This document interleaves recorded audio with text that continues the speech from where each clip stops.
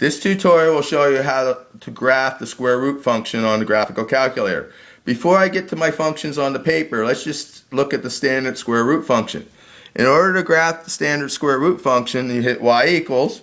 Now clear out the old function. Now notice, your square root function is the yellow marker above the x squared. So we have to access it using the second key and hit second x squared, which is the square root function for square root.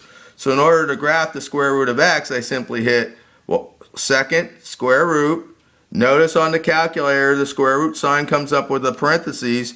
Put the variable x in, close the parentheses, and hit graph.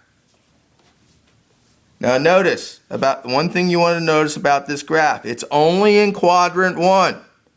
The standard square root function is only in quadrant 1, which means its domain is all real numbers greater than 0, and its range is all real numbers greater than 0. We haven't had to address that too much in these courses, in these functions, because a lot of them were either all real numbers or were within different quadrants. Now, if I wanted to change that graph or add components to it, as an example, the square root of x plus 4, I would graph it the same way, but I would add a plus 4 on the graphing window. So I would hit y equals, clear out the old function, hit second square root, plug in the variable x, close the parentheses, and hit plus 4, and hit graph. Notice, it's the same graph, but it moves up 4 units. It's still only in quadrant 1. Okay, now here, my domain would be all real numbers.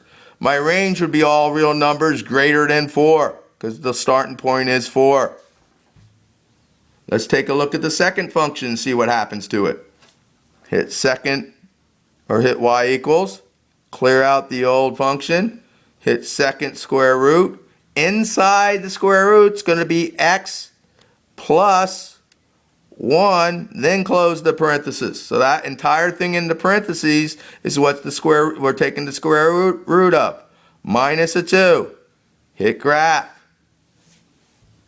Notice, it shifted over 2 units to the left, or shifted over 1 unit to the left and down 2 units. So we're a little bit in quadrant 3, a little bit in quadrant 2, and the rest in quadrant 1.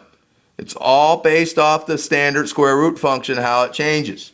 So my domain here would be all real numbers greater than -1, and my range would be all real numbers greater than -2.